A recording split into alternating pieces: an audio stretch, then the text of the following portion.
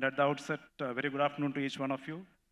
And I take this opportunity to thank the Malayalam Manorama Group and the week. And when I got a call from Mr. Madhu Nair, sir, almost a week back, and then from the week, I had decided at that moment itself that I must come from the city of joy to the Queen of the Arabian Seas. Just based on the earlier discussions, I'd like to highlight one point. We at Kolkata, rather Kolkata is a city with a huge legacy in shipbuilding, but often Kolkata as a city, and of course a part of it get masked by the visibility of Mumbai, Vizag, or maybe even Kochi. So this is a perception that we need to put right, and therefore I thought I must visit Kochi. I'm deeply honored and privileged to moderate this session, having an august set of panelists ranging from two core shipbuilders, Mr. Biju George, Director Shipbuilding, Mazagon Docks, Anjana ma'am, a core designer from the Cochin Shipyard Limited, Mr. Rajiv Nair, an expert in shipping and shipbuilding, and Mr. Kripakar from the Indian Register of Shipping, who has an overview of both shipping and shipbuilding. Maritime industry that encompasses shipping, shipbuilding, ship repairs, port management, maritime logistics and security was traditionally reliant on physical infrastructure and labor-intensive operations. But today, this industry is at the cusp of a transformation, riding on a digital technology backbone. Just to put things in perspective, in the 1960s, Gordon Moore, he was a co-founder of Intel. He made a very bold prediction. He stated that the number of transistors in a microchip will double while its cost would halve every 5 years. At that point of time, this prediction was called the Moore's Law. Essentially, it meant that technology would move faster, smarter, and cheaper. But over the last 6.5 decades, what we have witnessed with respect to technological growth globally far outdoes the prediction of Gordon Moore. Today, technology is literally sprinting. And the impact of technology in every industry, and of course ours, maritime industry, is profound. Be it artificial intelligence, be it Internet of Things, data and analytics, blockchain, and other cutting-edge technologies have the capability to transform our industry, that is the maritime industry. Considering the paucity of time, without much ado, let me start with Mr. Biju George. He's a core shipbuilder, as I had mentioned earlier, with over 35 years of shipbuilding experience. And many may know that he has been instrumental in steering his shipyard to a Navaratna status very recently. Mr. Biju, can you briefly touch upon the recent initiatives of the government in the segment of artificial intelligence, new technology adoption in shipbuilding industry? And what are the challenges as a shipbuilder that you're facing to nurture the ecosystem that is supposed to do this transformation, that includes startups, MSMEs? Thank you, Commodore Hari, for those two questions. Already there is a paucity of time, so I would be very brief in my answers. So, as in the introductory remarks, as the session chair mentioned, maritime industry also is started reaping the benefits of new technologies.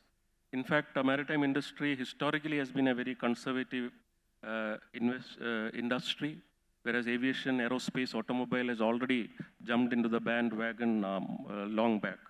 Now, before answering that question, I would like to put the whole thing in perspective. Probably 8 buckets of technologies are going to define the maritime industry in the future. Particularly because defense shipbuilding is moving from the conventional to the autonomous. Commercial shipbuilding is moving towards green. This becomes an imperative for all the shipyards in the country. This is also compelled by not only technical compulsions, but from owner demands also.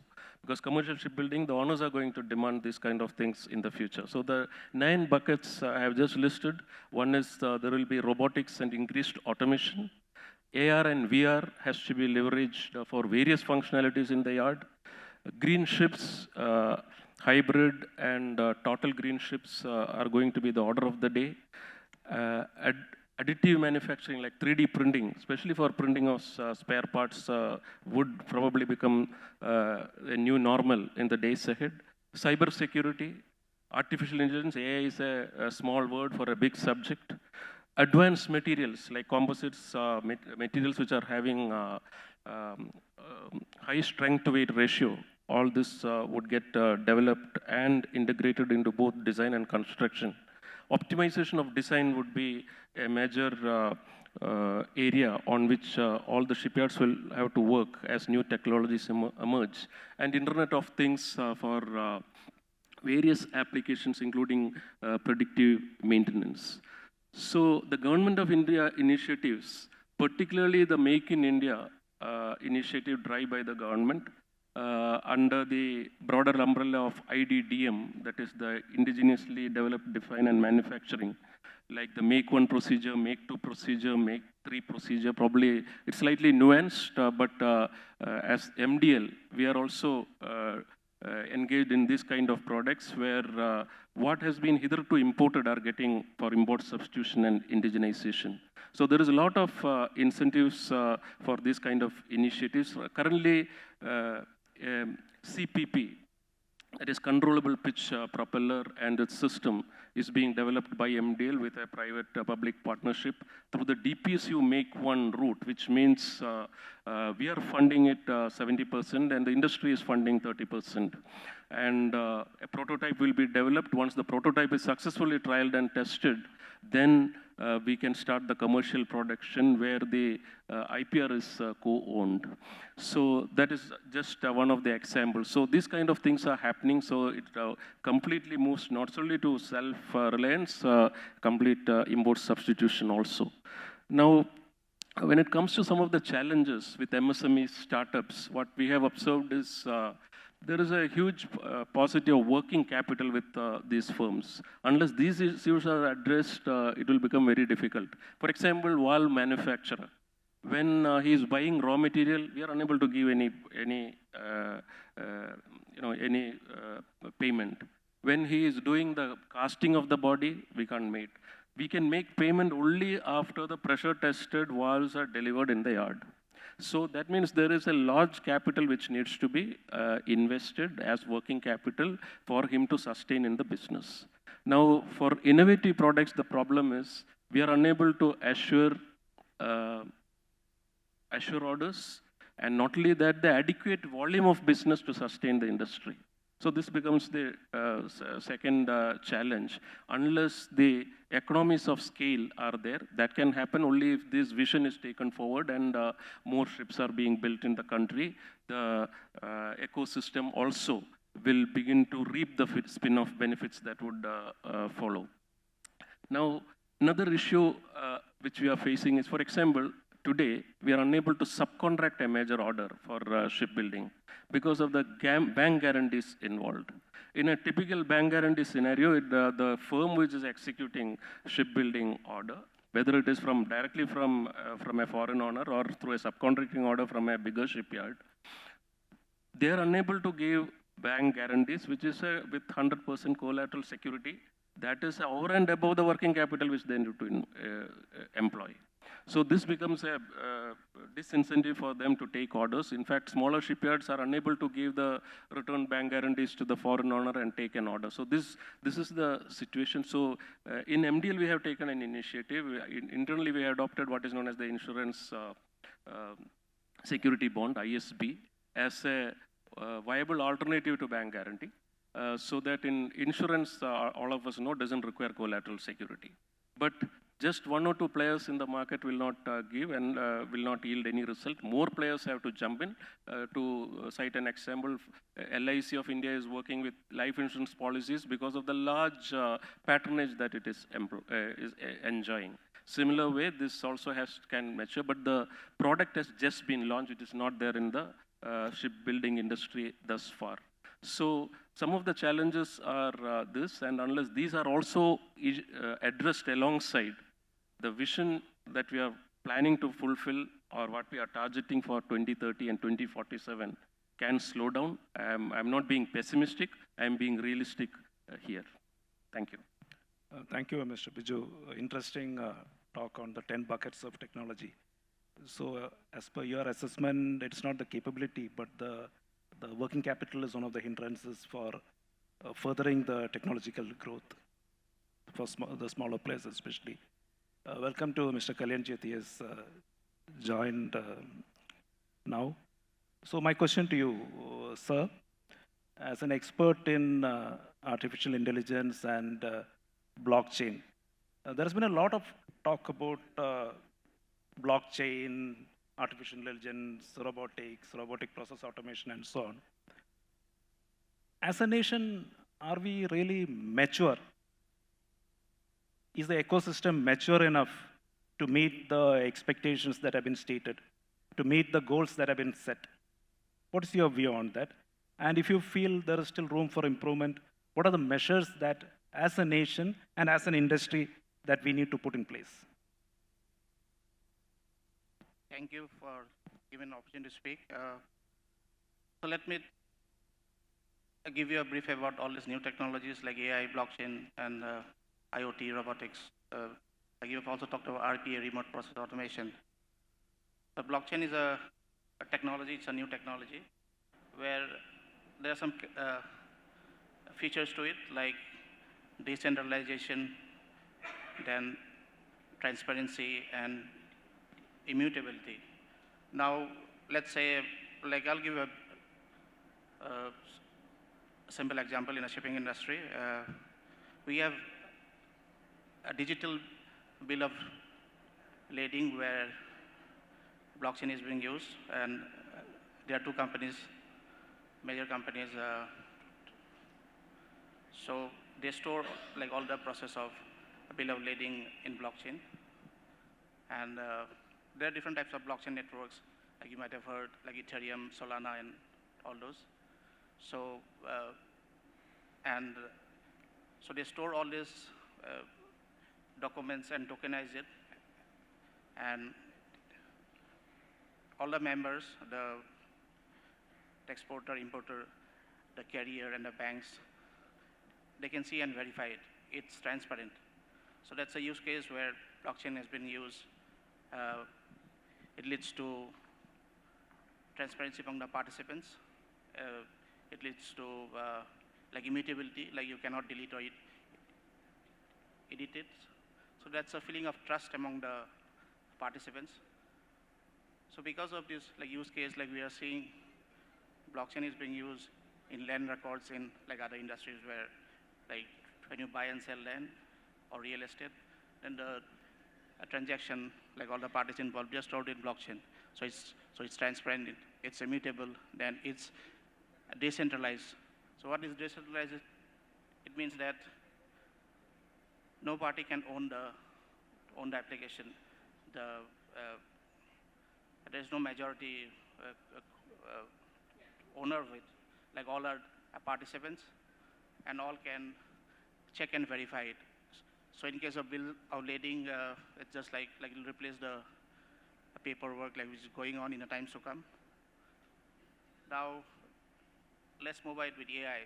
So AI, like as you know, like it works like machines, like artificial intelligence. So let me give a use case. So there is something called a predictive maintenance.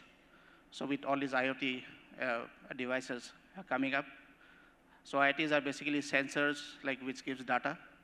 They use internet, so you can place them in remote locations to give the data. And so like you get a lot of data.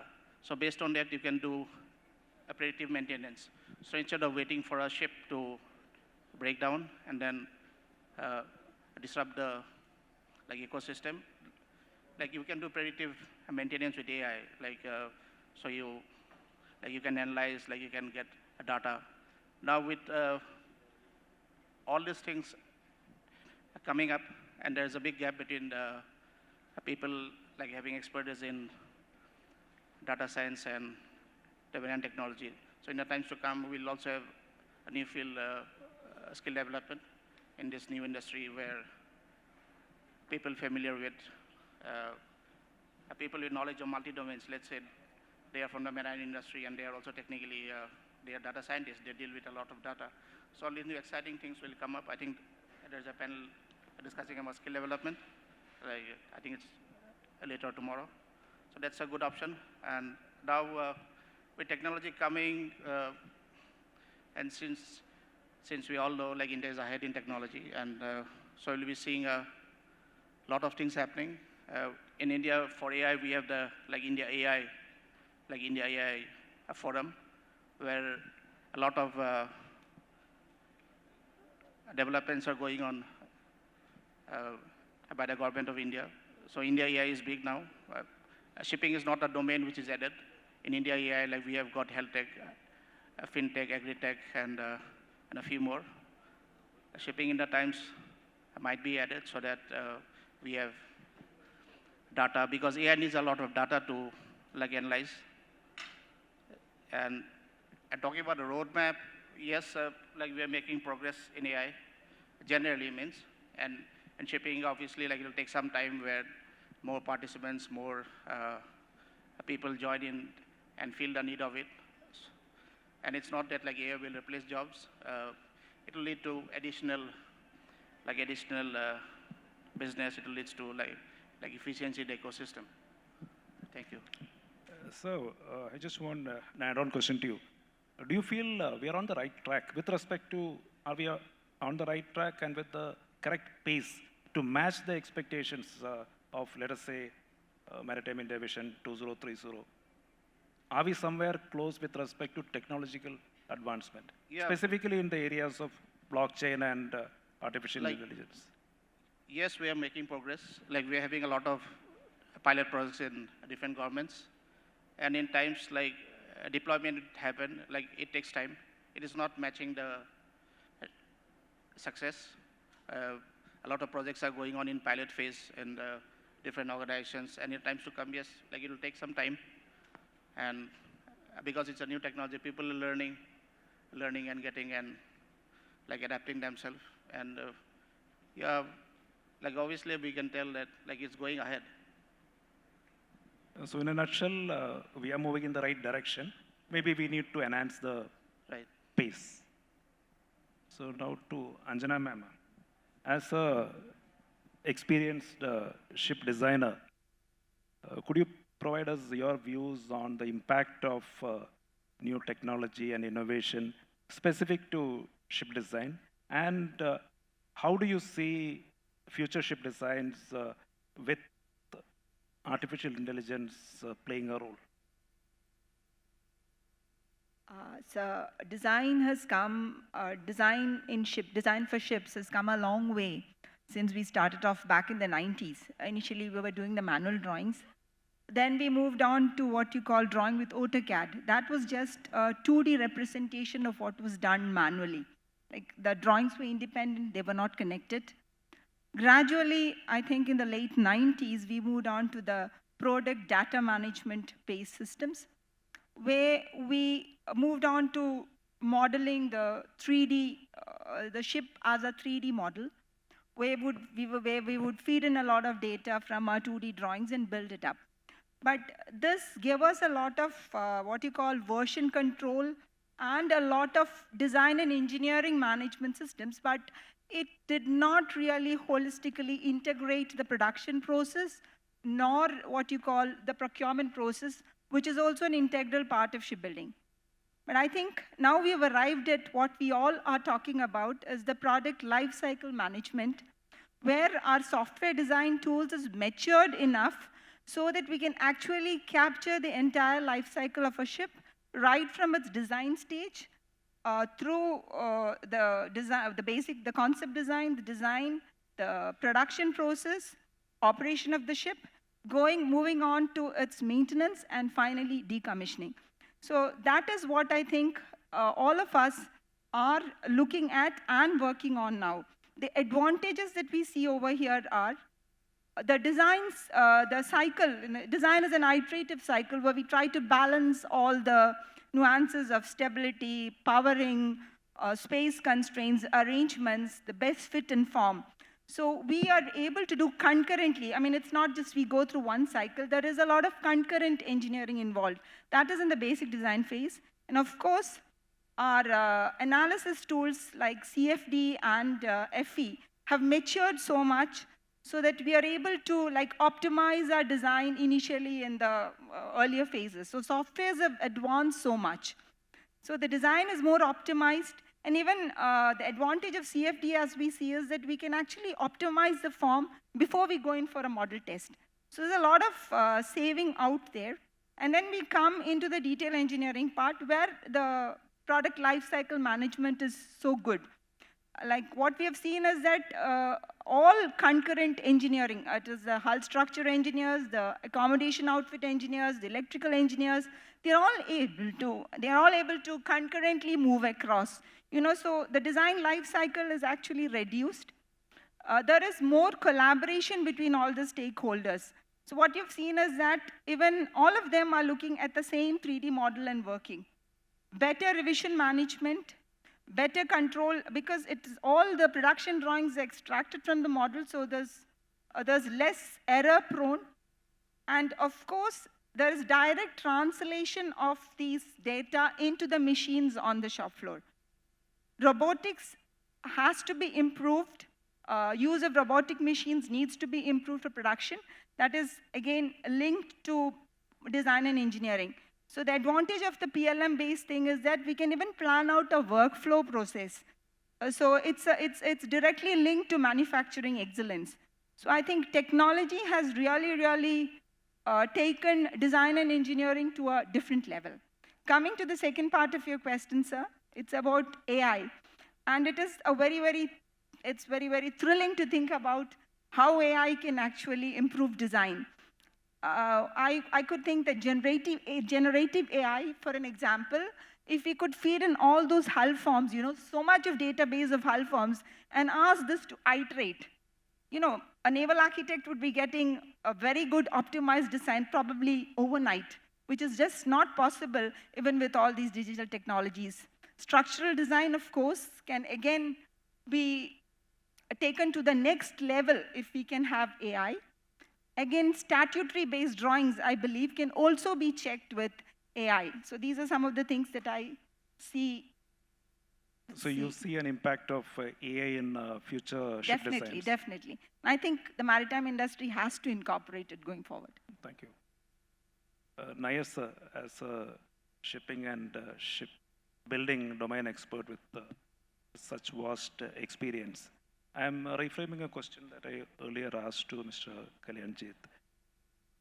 Are we as a nation, and is our industry, the Indian maritime industry, mentally ready for this transition that we are expecting? Or it is more talk and less action?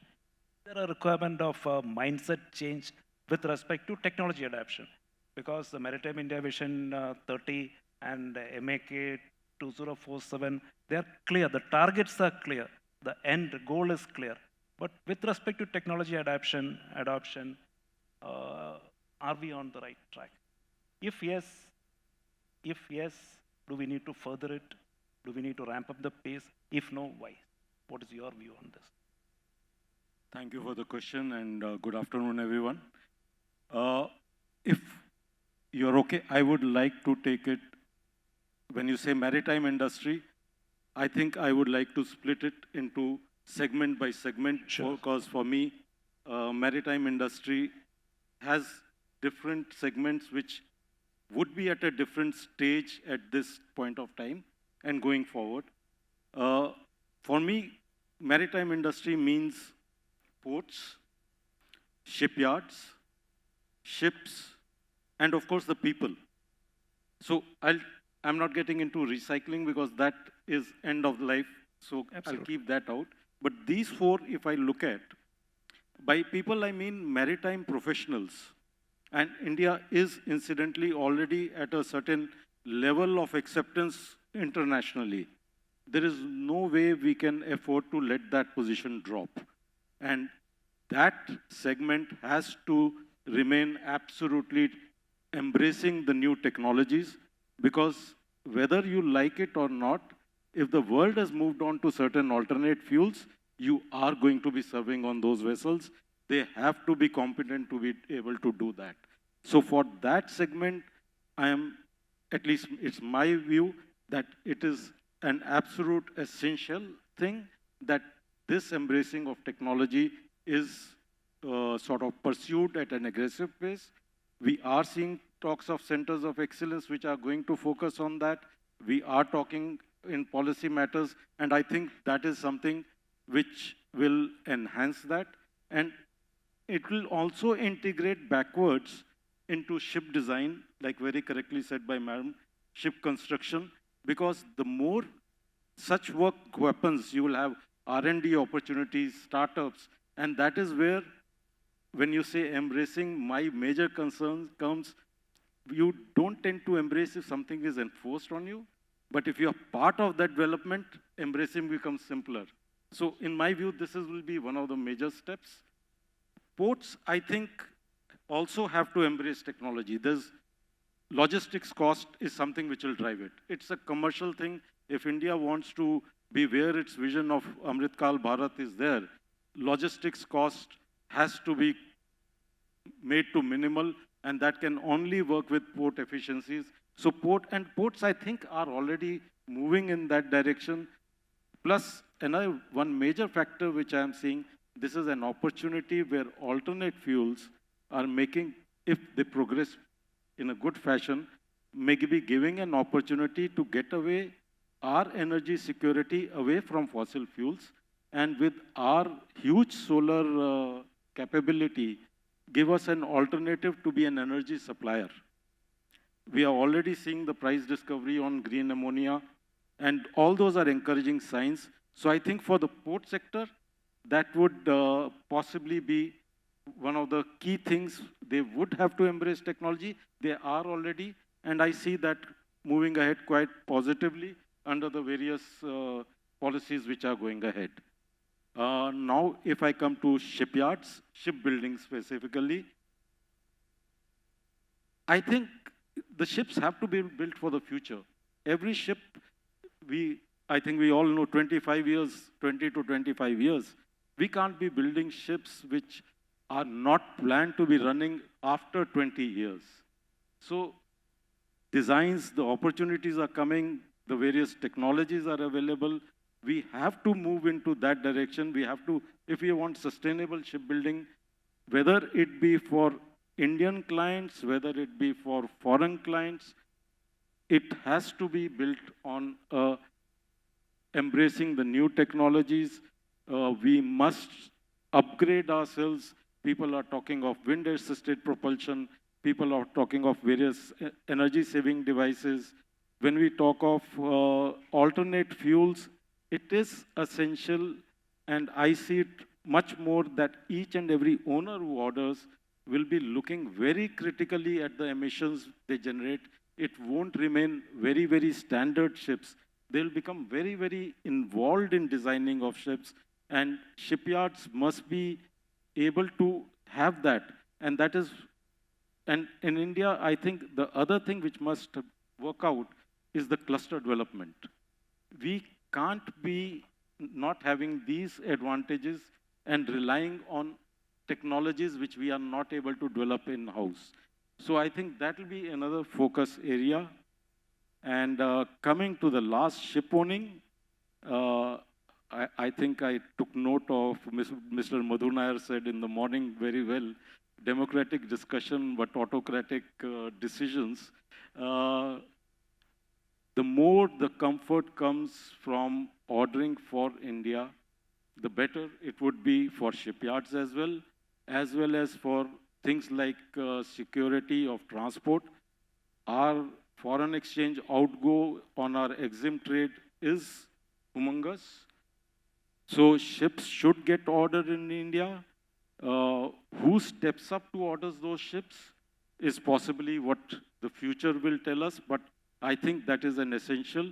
But at the same time, while ships can get built for Indian ship owners, and there should be benefits for that, the way forward, if India is to reach its vision 2047, I would say, rather than 2030, should be to be in such a position that people have the confidence to order ships in India.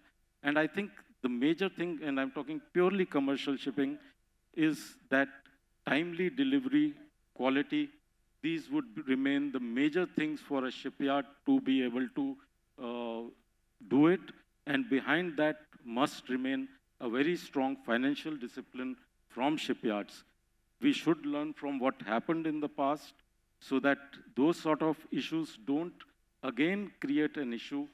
And these are my few thoughts on how we should move forward. Thank Great, you. sir. Thank you for your insights. So again, in a nutshell, as I understand in your appreciation, we are on the right track embracing technology. Now we have Mr. Kripakar from the Indian Register of Shipping. So from a classification society, he or his organization has a complete overview of all the aspects of maritime industry. So I'll just take a slightly off-track question. Most of the global powers have made huge inroads into development and manufacture of autonomous platforms in all the three domains, subsurface, surface, and aerial. Now the Russia-Ukraine war and the various situations that we have globally, these platforms have gained a lot of prominence. Is India on a right track with the ecosystem that we have right now? If yes, what needs to be to further this? If no, what we need to do together? So for autonomous vehicles or any analytics for that matter, I would say the primary need is data. And the secondary need is hardware. The training is fairly simple, and I think as time goes on, I think we are still in the birth of the AI age. I think AI, we don't know how the end form of AI will look, because primarily most of the marketing goes to large language models and all that. So as a country, what we should be focusing on is harnessing data. Storing data is cheap. You just need to put an effort into breaking the silos. So each department should not be talking within themselves. You should have communication across departments. You should store data which is machine readable. It should not. One of the major problems we face as a class society is the prevalence of PDF documents, which are readable, but it would be far better if it's in a more structured format. So that is, I would say, the primary primary preparation for the AI should be to harness the data and make sure data is sovereign. If you look at the current models, they've all been trained on stolen data, essentially. They are all facing lawsuits. So how that will change the open internet is also a question. Currently, we have the technology where every website, everything is put on HTML format, where anybody with a browser can read. That might change in the future because of all these large language models gobbling up your data. So I would say focus on collecting the data and be prepared to train it for whatever use case is required. So even in the field of autonomous platforms, are we You need the on the relevant right track? data sets to train your models on. AIs are essential, as most AI today are essentially pattern recognition machines. So they look at what has happened before and they tell you what could happen in the future. So the data you have is your most important resource. Thank you. One follow-on question to Anjana, ma'am. That most of the ship design softwares are still of import nature. Having been building ships in India for more than 6-7 decades, why are we still relying on FOEM, foreign OEMs for design software? As a nation, are we not yet mature to develop softwares, design softwares in-house? It's a very interesting question, sir. Fundamentally, let's look at why the Western or the Asian countries like Korea and Japan are ahead. Is probably, they have a big, they were the historical giants, you know, like countries like Germany and Norway and Japan, they were into shipbuilding long back before India started off. I mean, India had its own vessels, but they probably had developed their education, the universities, their research institutes to focus on shipbuilding. And they were better, I feel, better equipped to develop these softwares initially. And the Western countries had adopted CAD and computer-aided engineering techniques much earlier. So they started evolving their tools right from the 50s and the 60s. Then the next thing would be, they had also invested heavily into R&D with naturally government support. So they had their academia, the industry, all linked together, working on these maritime area problems. So probably they had these softwares well matured across the decades. And you can also see the leading classification societies, they were there right from the early of the 19th century. So they also had their regulatory rules, fed into these softwares. So that was already there. And when we, as a country, we started to use these softwares, probably all of us, you know, when we start using these softwares, we are all running on, a design or a shipyard or any design house, we are all running against project timelines. So we would always go for something which is proven, which is established globally, and would give us the results. So probably that is one of the main reasons why I think in Indian, we have not gone into, we've used these import softwares. The next thing would be that our maritime ecosystem in India, if we look, is mostly on a fragmented manner. Like we've never really collaborated with, we have good institutions, research institutions, but we have never really collaborated together to find out solutions for these maritime issues. So going forward, I think we should team up together, put up our problems, probably the design or some problems are common to all of us, you know, to leverage AI. So collaboration would be the key, I think. And I think that answers your question, sir. Thank you, ma'am. So I hope from the fragmented approach, we shift to an integrated approach. Specifically, if we can take a carry-away point from this discussion for developing an indigenous world-class design software, which people talk about Aviva or Cadmatic or earlier Tribon. So we can coin a term, and maybe 3 years, 2 years, 5 years down the line, we have a world-class software.